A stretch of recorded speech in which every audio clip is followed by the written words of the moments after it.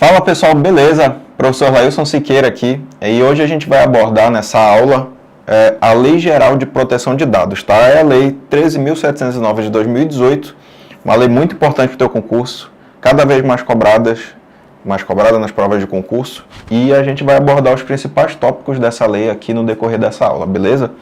Então vamos começar sem enrolação. Bom, então essa daqui é a Lei 13.709 de 2018, a Lei Geral de Proteção de Dados, certo?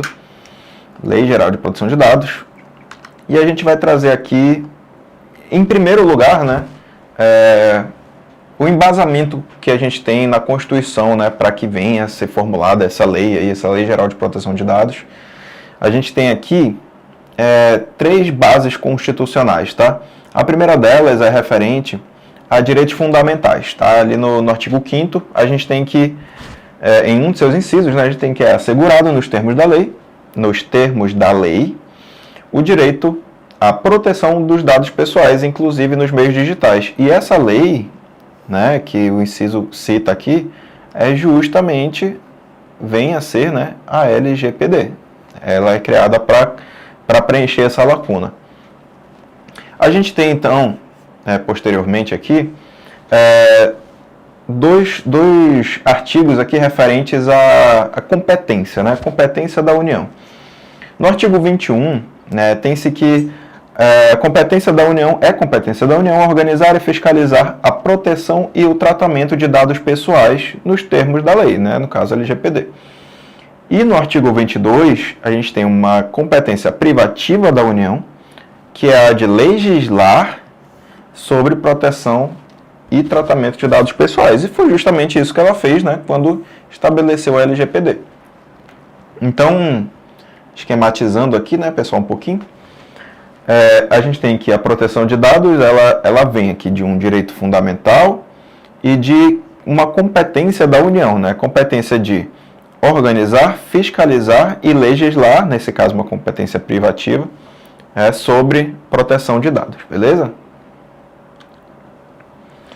Continuando, né, ainda nas disposições preliminares aqui, iniciando, né, o estudo dessa lei, no artigo 1º a gente tem que esta lei dispõe sobre o tratamento dos dados pessoais, inclusive nos meios digitais, né, que é até mais importante, por pessoa natural ou por pessoa jurídica de direito público ou privado. Então, pessoa natural ou jurídica, direito público ou privado, com o objetivo de proteger os direitos fundamentais de liberdade e de privacidade e o livre desenvolvimento da personalidade da pessoa natural.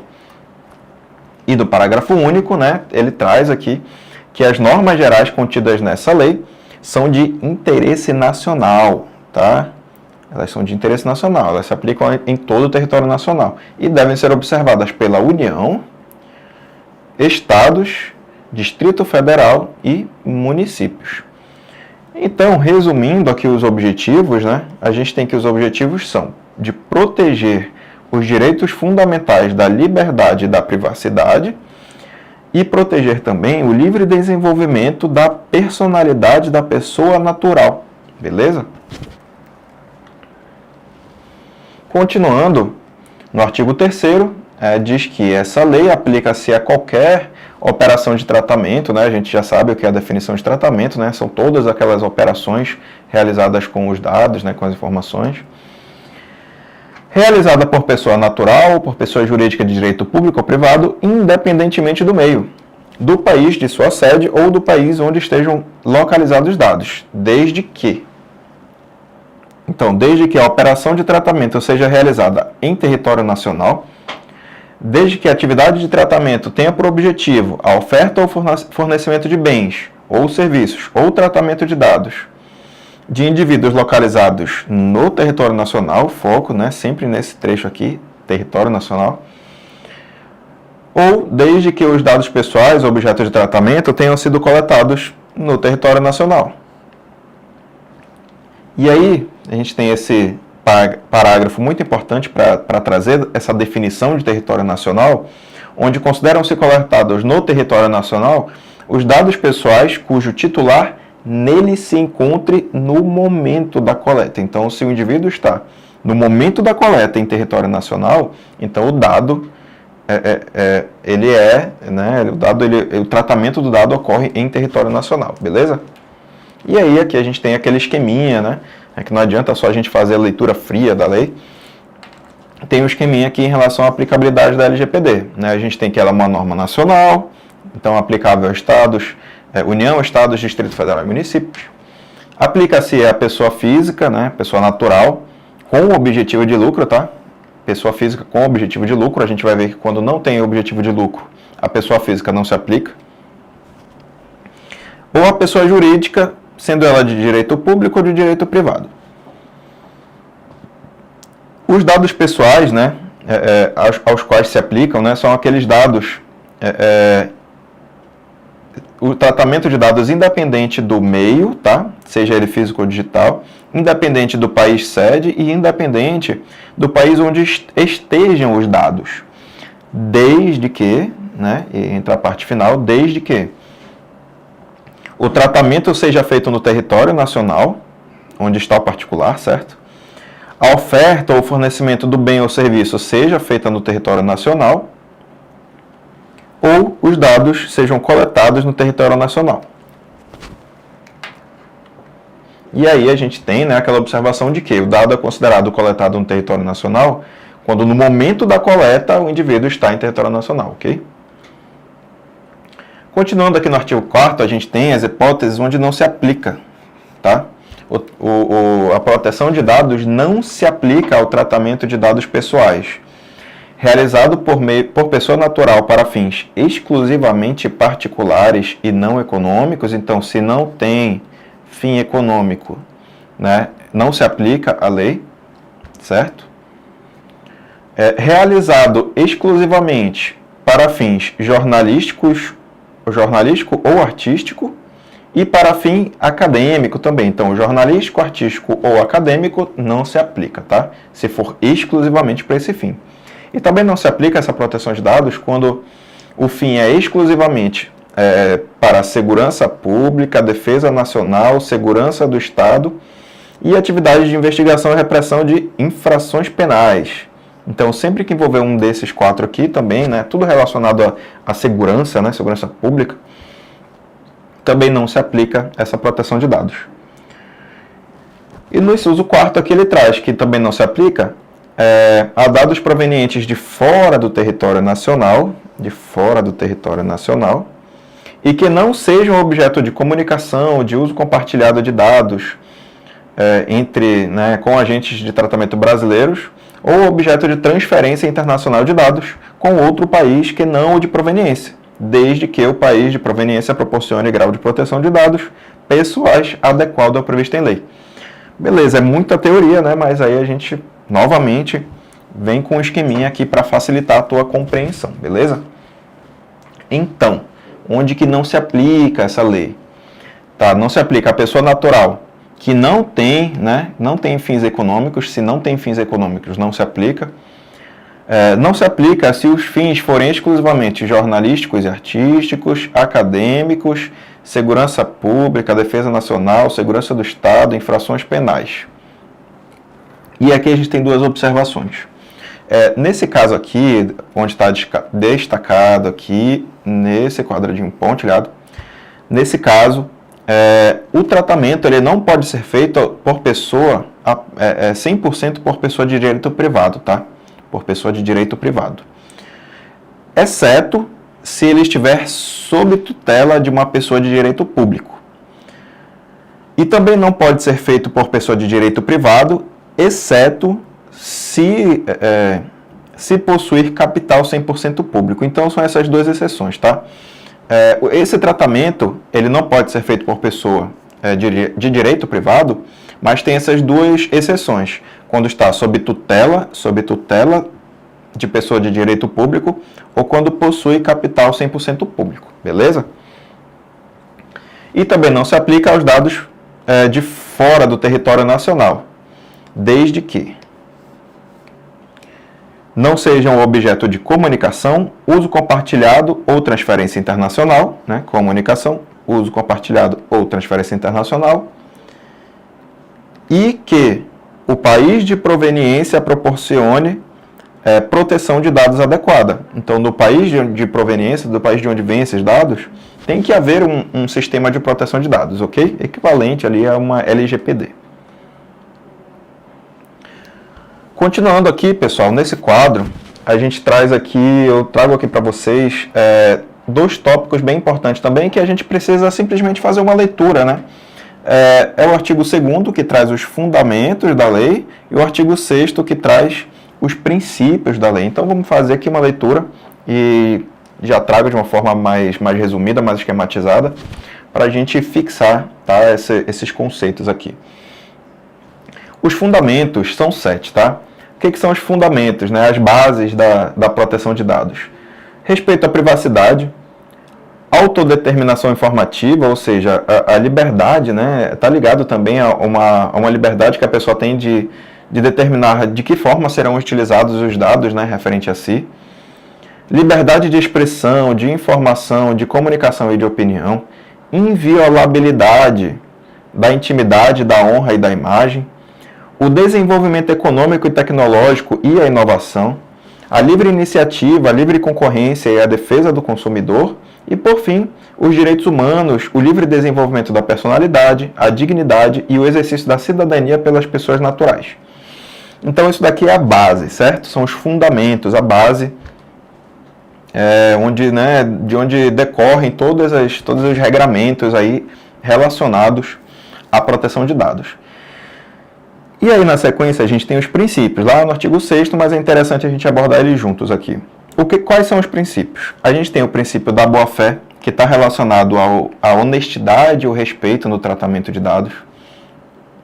A gente tem o princípio da finalidade, né, que diz que a finalidade ela tem que ser legítima, específica e explícita, ou seja, também não pode ser incompatível, né, com os referidos dados, né, que estão sendo tratados. A adequação, né, que é o tratamento compatível com a finalidade. Então, o que é a adequação? Existe uma finalidade que é legítima, específica e explícita, e o tratamento ele tem que ser adequado a essa finalidade, não pode ser nem mais nem menos. A necessidade está relacionada ao mínimo necessário, né? É um uso proporcional, né? Não vou fazer um determinado tratamento se não for necessário para atingir aquela finalidade. O livre acesso pelo titular ao tratamento de dados, né? O titular sempre tem acesso ao tratamento de seus dados. A qualidade dos dados, né, que é a exatidão, clareza, relevância e atualização dos dados. A transparência, né, informações claras, precisas e facilmente acessíveis. A segurança, que é a proteção de dados em si. A prevenção, né, são as ações preventivas, as ações que previnam danos futuros, né? Não só, é aquela postura que não é só corretiva, mas também preventiva, né? A não discriminação, né, que é o uso dos dados para fins ilícitos e abusivos. E, por fim, mas não menos importante, a responsabilização e prestação de contas. Os agentes que lidam com esse tratamento de dados, eles devem demonstrar a adoção de medidas e a sua eficácia, beleza? Então, esses aqui são os 11 princípios da proteção de dados. Já vem uma questãozinha aqui, então, para a gente fixar essa parte do conteúdo até aqui, tá? Que essa é uma lei um pouco mais extensa, então a gente vai fazendo por partes.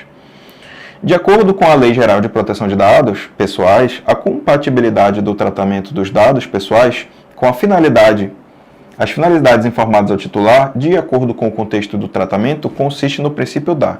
Então, a gente está falando de compatibilidade entre o tratamento e a finalidade, certo?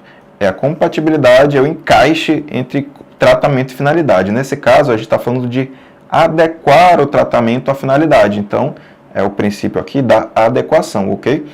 Não é o princípio da finalidade, nem qualidade, nem transparência, nem segurança. Então, a gente tem aqui correta a letra A. A gente vai trazer agora aqui, pessoal, a gente vai ver agora alguns conceitos, tá? Os principais conceitos que a lei traz e mais esquematizado possível, principalmente nos conceitos mais longos. Primeiro a gente tem o dado pessoal, né? O que é o dado pessoal?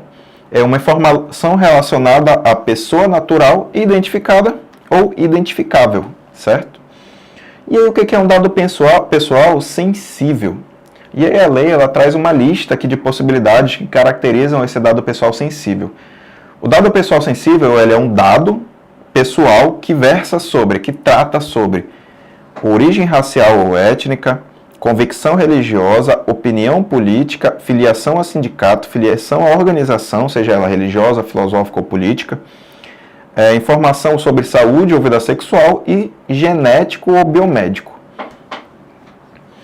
E essas informações, né, elas têm que ser vinculadas, tá, a uma pessoa natural. Então, se elas estiverem dentro de um desses temas e puderem ser vinculadas a uma pessoa natural, elas se tornam uma informação sensível, beleza? O que é o titular da informação? O titular é a pessoa natural a quem se referem os dados que são objeto de tratamento, tá? É a pessoa, a dona dos dados, né? A pessoa a quem se referem os dados, beleza? Mais uma questãozinha aqui.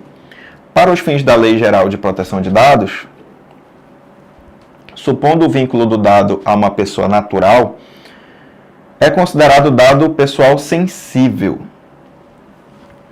Então a gente tem aqui, vamos começar de baixo para cima aqui. Um dado referente à saúde é um dado sensível? Então aqui está certinho.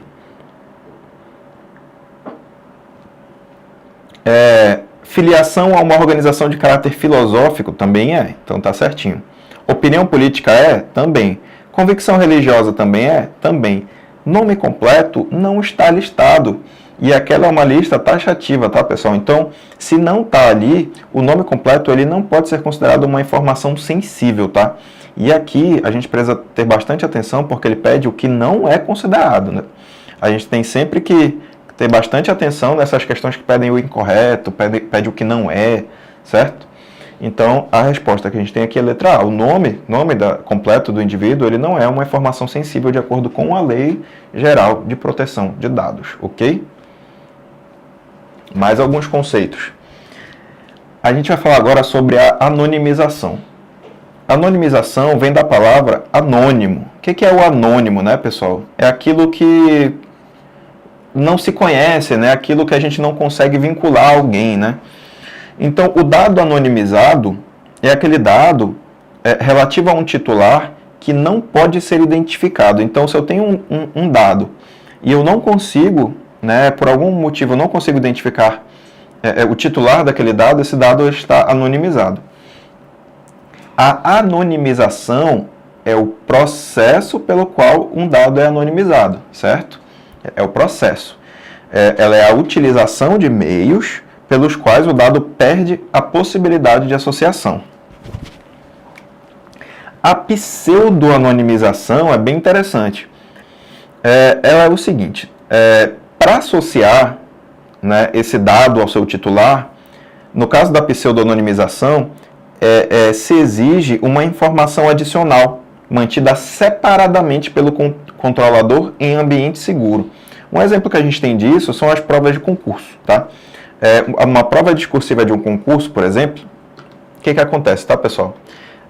Numa prova de concurso, a prova discursiva ela é entregue a uma pessoa que vai fazer a correção dela. E a pessoa que vai fazer a correção, ela tem a prova, que é um dado, né, referente a uma pessoa, uma informação de uma pessoa, mas ela não sabe a quem esse dado pertence, a quem essa informação pertence, porque ele não tem ali, junto com a prova, o nome do candidato.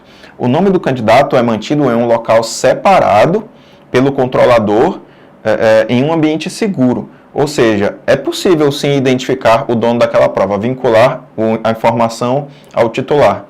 Mas essa informação é restringida pelo controlador, porque essa informação adicional é guardada em um ambiente seguro. Então, e no caso o controlador, né, vai ser uma pessoa ali da banca, né, organizadora do concurso. E aí, no caso, quando é feita essa correção, essa prova é devolvida, né, para a banca, e aí sim, as informações vão ser unidas novamente e esse dado deixa de ser anonimizado, ok? Então, isso é a pseudo-anonimização. É quando é possível, através de uma informação adicional mantida separadamente, identificar o titular da informação, o titular do dado. Então a gente tem aqui o esqueminha, né? A gente tem o dado, a gente tem o processo de anonimização e no final dele a gente vai ter um dado anonimizado. Beleza? Bem simples. E o banco de dados, né? O que é o banco de dados? A gente ouve muito esse termo, mas não sabe bem o que é. É o conjunto, tá? De 3 elementos. Então, quando a gente tem um conjunto estruturado de dados somado a um local ou locais, né? Mais de um local, e um suporte, seja ele eletrônico ou específico, quando a gente junta esses 3 elementos, a gente tem um banco de dados. Beleza?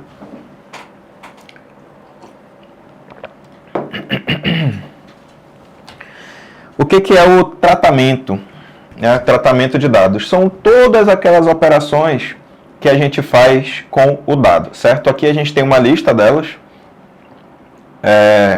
todas as que a lei, todos os termos que a lei traz, né? E é interessante aqui fazer uma leitura, né? Então a gente tem aqui coleta, produção, recepção, classificação, enfim, até a eliminação aqui. Então isso aqui vai pegar, né? Todo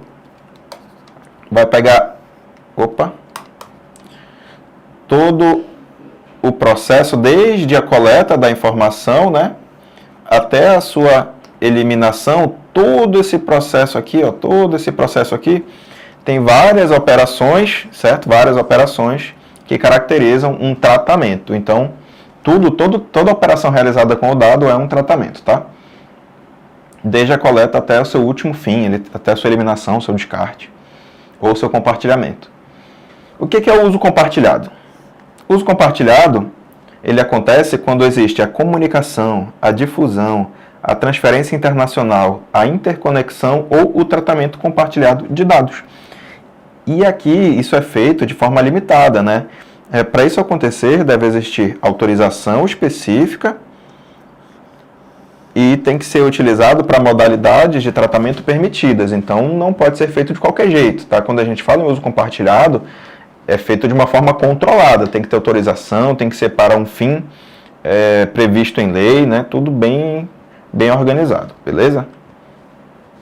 O consentimento, nosso próximo conceito aqui, é a concordância do titular do tratamento para a finalidade determinada. Então, é um ok, tá? É um ok que o titular vai dar para que seja utilizado, para que seja realizado um tratamento para uma finalidade determinada, beleza?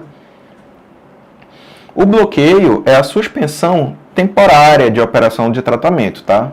Importante isso, o bloqueio é uma suspensão temporária do tratamento. Seja qual for a operação, tá?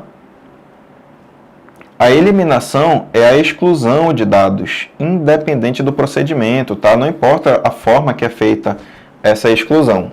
Quando o dado é excluído, a gente está falando de uma eliminação. Transferência internacional, né? Não é difícil, né, de entender a que ela se refere. Ela acontece em 2 situações. Quando esse dado ele é repassado, ele é compartilhado com país estrangeiro ou com um organismo internacional. Então, não necessariamente um Estado estrangeiro, né? Pode ser também um órgão, uma organização estrangeira, como a ONU, por exemplo, né? Um dado compartilhado com a ONU entra nessa questão da transferência internacional de dados, ok? Agentes de tratamento. Aqui a gente tem 2 figuras importantes, o controlador e o operador. O controlador é aquele cara que toma decisões acerca do tratamento de dados pessoais. E o operador é aquele que, de fato, realiza o tratamento. Então, o operador pensa naquele cara que realmente faz o trabalho duro ali, né? E o controlador é o tomador de decisões em relação a ele estar um nível acima. O encarregado é uma outra figura importante. Ele é um canal de comunicação entre 3 figuras, tá? O controlador, o titular da informação e a autoridade nacional, tá bom? Então, o controlador, o encarregado ele é o elo de comunicação, né, o canal de comunicação entre essas três figuras. Controlador, que é o tomador de decisões, o titular, que é a pessoa a quem o dado se refere, e a autoridade nacional, que a gente vai ver logo em seguida aqui, que a autoridade nacional é a ANPD, a Agência Nacional de Proteção de Dados, né? Essa autoridade nacional é um órgão público que faz cumprir a LGPD. Então, ela põe em prática, né, ela fiscaliza o cumprimento da LGPD, ok? Na sequência, a gente tem aqui o órgão de pesquisa, né? O que é esse órgão de pesquisa? É um órgão ou entidade da administração pública, direta ou indireta, ou pessoa jurídica de direito privado, sem fins lucrativos. De novo aqui, tá? Sem fins lucrativos. Legalmente constituída sob as leis brasileiras, com sede e foro no país, então, né, BR, né, tem que ser brasileira, beleza? Que inclua em sua missão ou objetivo, a pesquisa básica ou aplicada de caráter histórico, científico, tecnológico ou estatístico. Então, é aquela organização que vai ter como missão ou como objetivo principal, né, o tratamento de dados, tá? O tratamento de dados para um desses fins aqui. É o caso que acontece, por exemplo, no IBGE, tá bom? O IBGE, por exemplo, é um órgão de pesquisa, tá ok?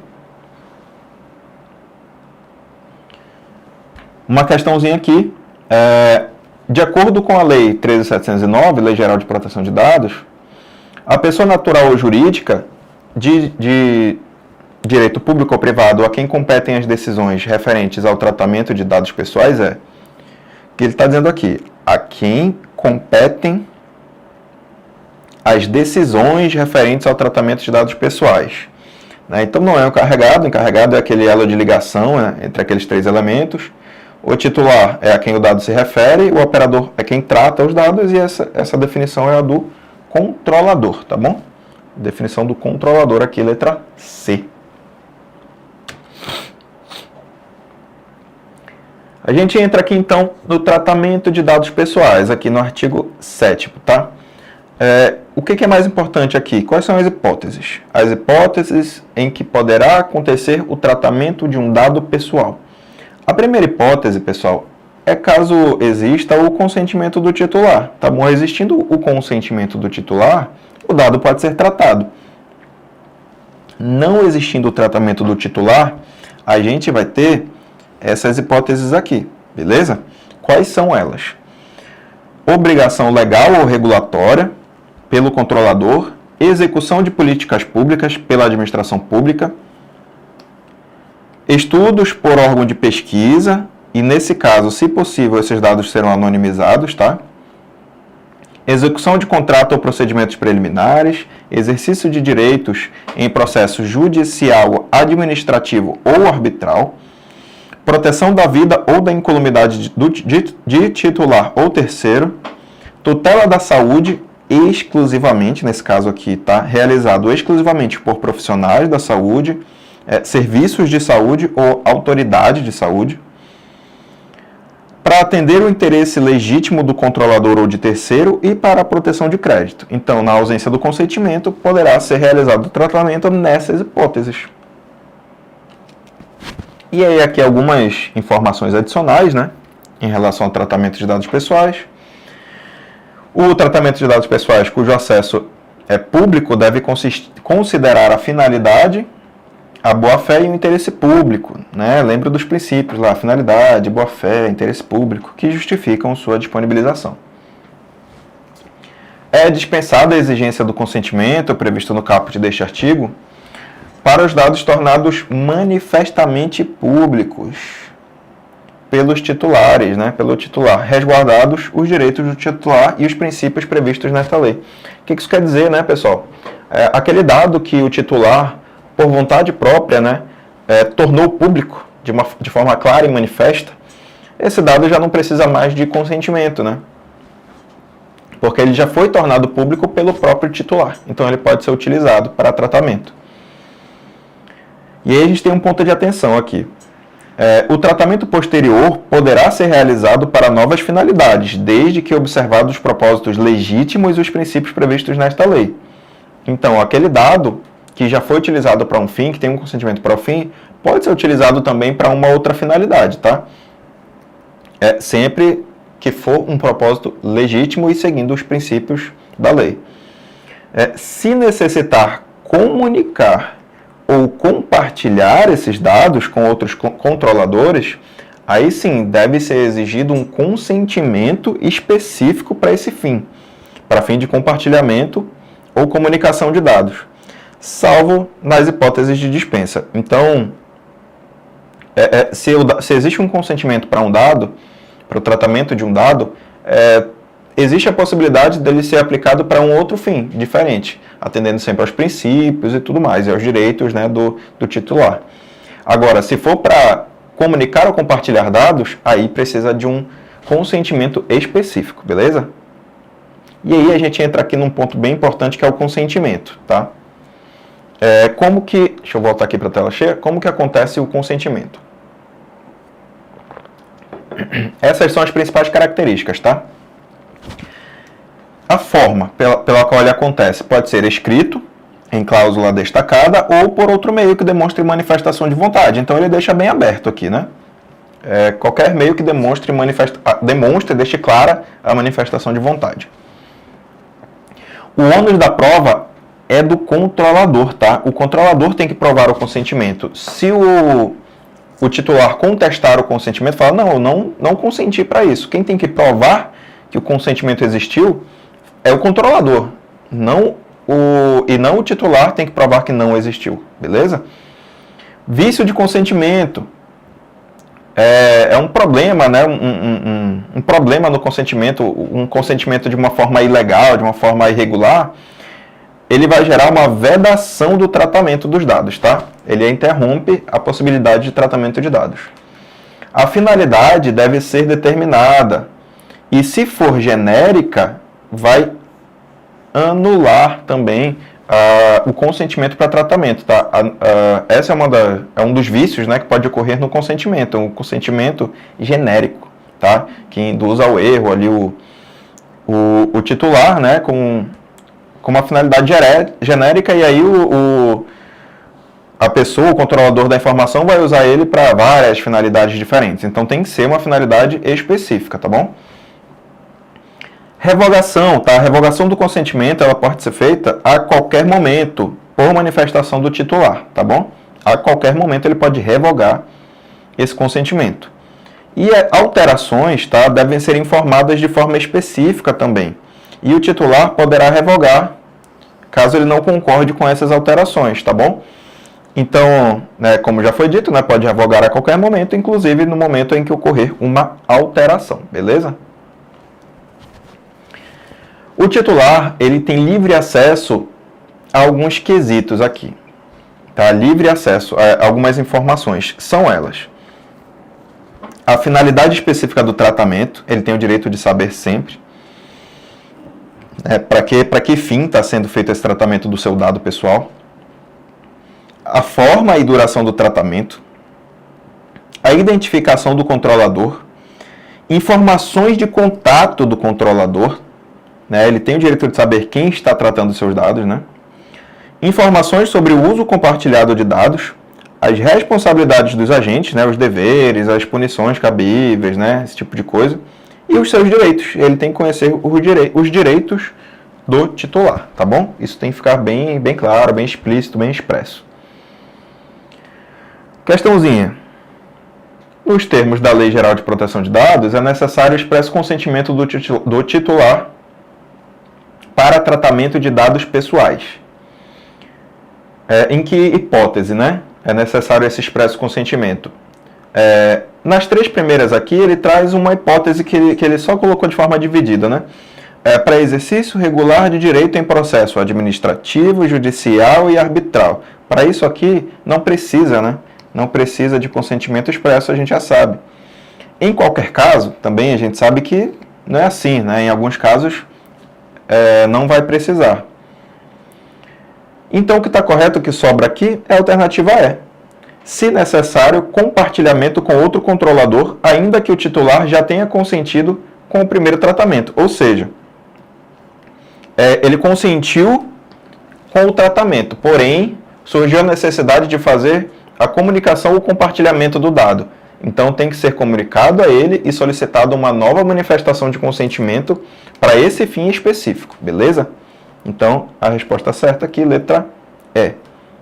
Continuando aqui, voltando para a tela, a gente entra agora no tratamento de dados pessoais sensíveis, tá? O que é esse tratamento de dados pessoais sensíveis, né?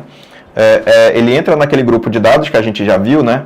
Sobre opinião política, né? Filiações, esse tipo de coisa, dados sobre saúde. Então, a gente tem sempre que lembrar daquela caixinha ali, daquele conceito dos dados sensíveis. E, nesse caso, as hipóteses, elas são um pouquinho diferentes, tá? Pouca coisa. A primeira hipótese é quando há o consentimento do titular, né? Só que, nesse caso, tem que ser um consentimento destacado e com finalidade específica. Então, sempre um consentimento com finalidade específica para esse tratamento de dados sensíveis. Quando não há esse consentimento, quando que pode acontecer?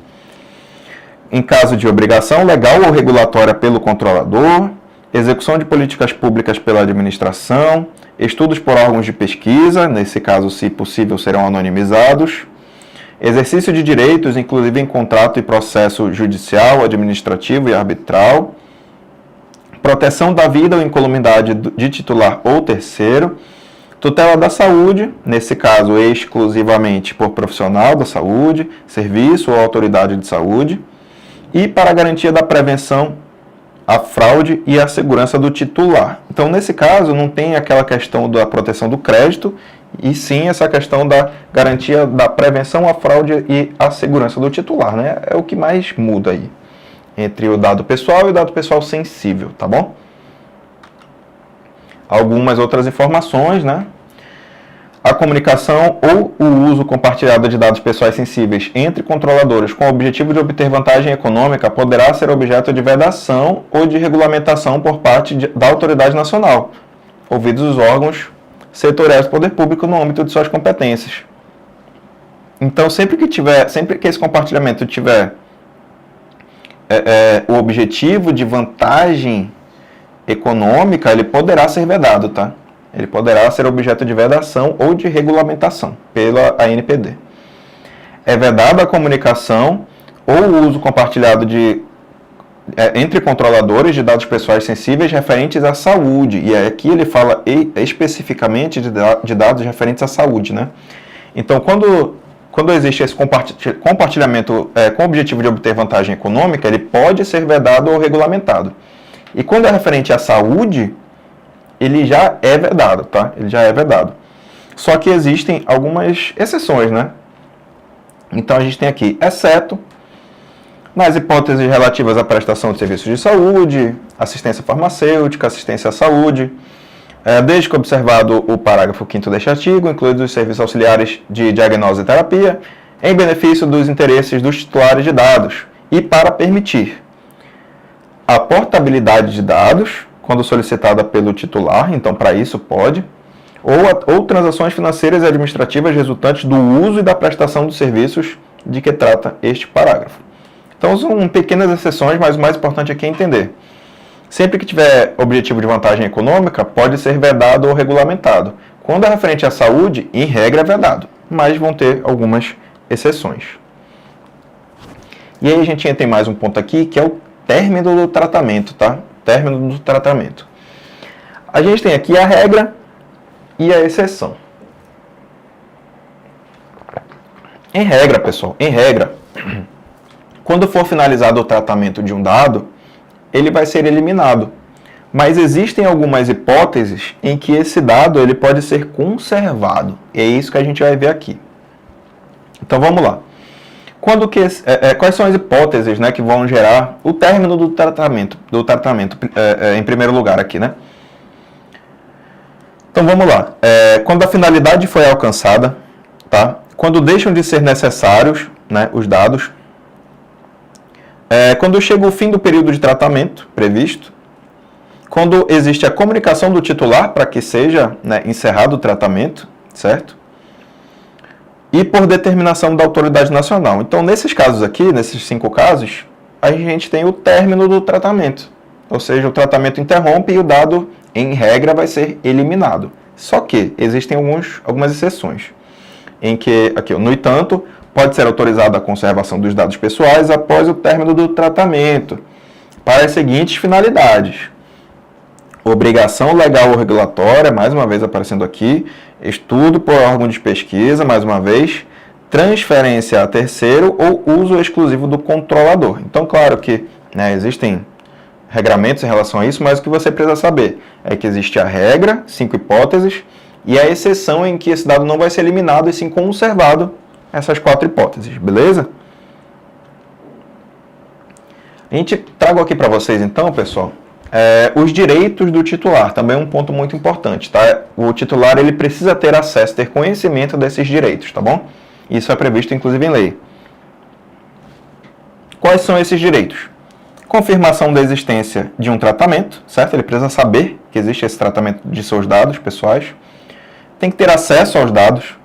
Tem que ter acesso à correção dos dados, quando eles forem incompletos, inexatos ou desatualizados. Tem que ter direito à anonimização, bloqueio ou eliminação dos dados, quando eles forem desnecessários, excessivos ou em desconformidade com a LGPD. Ele tem direito à portabilidade dos dados, mediante requisição expressa, beleza? Tem direito à eliminação com seu consentimento, excesso se a LGPD permitir conservar. Então, ele tem direito a solicitar a eliminação. Mas, mesmo com essa solicitação de eliminação, a LGPD, em alguns casos, permite a conservação. Então, nesses casos, ele poderá ser conservado mesmo que o titular peça pela eliminação. Informações das entidades com as quais compartilharam os dados, né, para que ele possa, junto a essas entidades, pedir informações também. Informações sobre possibilidade de não fornecer consentimento, e consequências da negativa. Então, ele tem que saber que pode não consentir e o que irá acontecer se ele não consentir. E também a possibilidade de revogação de consentimento. Ele tem que saber que ele pode, a qualquer tempo, revogar o seu consentimento, beleza? Em relação, pessoal, ao tratamento de dados pessoais pelo poder público, tá? Alguns pontos aqui mais importantes. Os dados devem ser mantidos pelo poder público em formato interoperável e estruturado, para permitir o uso compartilhado, que tem como objetivos. O que é esse interoperável e estruturado? Ele tem que ter uma estrutura que seja compatível com vários meios, né, de consulta de dados. Então, tem que ser aquele método de armazenamento de dados que consiga se comunicar com outras entidades, com outros órgãos, né, com outros entes federativos, para que exista esse compartilhamento de dados, ok? E isso acontece para quê? Para auxiliar na execução de políticas públicas, na prestação de serviços públicos, na descentralização da atividade pública e na disseminação e acesso das informações pelo público em geral. E isso acontece sob as seguintes condições. Desde que atenda a finalidades e finalidades específicas de políticas públicas, esteja de acordo com a atribuição legal dos órgãos públicos, né? Então sempre limitado pela atribuição daquele determinado órgão, e sempre que sejam respeitados os princípios da LGPD lá do artigo 6º, beleza? Bem simples isso daqui. Alguns outros pontos aqui, tá? Resumido, pontos principais sobre esse tratamento dado pelo setor público. O poder público deve informar hipóteses de tratamento de dados pessoais em veículos de fácil acesso, preferencialmente em seus sítios eletrônicos, né, seus sites. E indicar encarregado, tá? Encarregado é aquele cara que vai fazer a comunicação entre o controlador, né, o titular e a autoridade nacional. Em relação às estatais, pessoal, né, tem duas possibilidades. Quando a estatal explora atividade econômica, se aplica a ela, em regime de concorrência, né, se aplica a ela o mesmo tratamento dado aos particulares, tá? Porém, quando ela atua na execução de políticas públicas, né, de serviços públicos, ela recebe o tratamento dado ao setor público, então se aplicando, né, em sua totalidade aqui os regramentos da LGPD, beleza? Em relação aos serviços notariais, né, e de registro, né, os cartórios, né, eles recebem o mesmo tratamento dado ao poder público, tá? E devem fornecer acesso aos dados para a administração, compartilhando dados por meio eletrônico, beleza? Então, o cartório lá, ele se aplica a mesma regra também do setor público. E dados pessoais mantidos em formato interoperável estruturado, aquele ponto que a gente já frisou aqui. O último ponto aqui que vale a nossa atenção é em relação à segurança e boas práticas, né, que é uma coisa que todos os servidores públicos, né, devem ter uma noção. Agentes públicos, eles devem tomar medidas para proteger os dados de acesso não autorizado e tratamento inadequado, seja ele acidental ou ilícito, beleza? Não é só o tratamento inadequado e ilícito, o acidental também.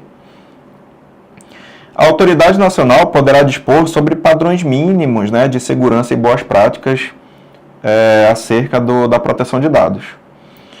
Medidas de segurança, elas existem da concepção à execução, beleza? Da concepção à execução. Então, durante todo o tratamento dos dados, né, desde a concepção do dado, né, até a execução, todas as operações realizadas com os dados, eles possuem medidas de segurança, tá? A autoridade nacional poderá dispor sobre padrões mínimos, né, tá repetido aqui. O agente ou pessoa, qualquer agente ou pessoa que intervenha no tratamento deve garantir a segurança, tá? Qualquer agente ou pessoa que intervenha no tratamento deve garantir a segurança dos dados, eles se tornam responsáveis.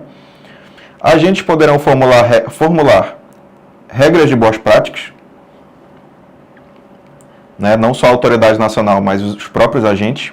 Eles podem fazer isso individualmente ou por associações.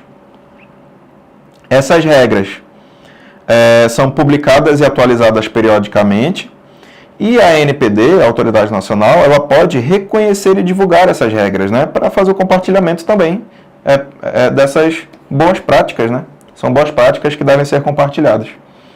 E o controlador, ele pode implementar um programa, né, ele pode implementar programas de segurança relativa à proteção de dados. E aí, nesse caso, a ANPD, ela pode solicitar a demonstração da efetividade desses programas, beleza? E aqui mais alguns pontos importantes, né, no caso de acontecer um incidente de segurança, né? Um incidente de segurança aqui, o que vai acontecer?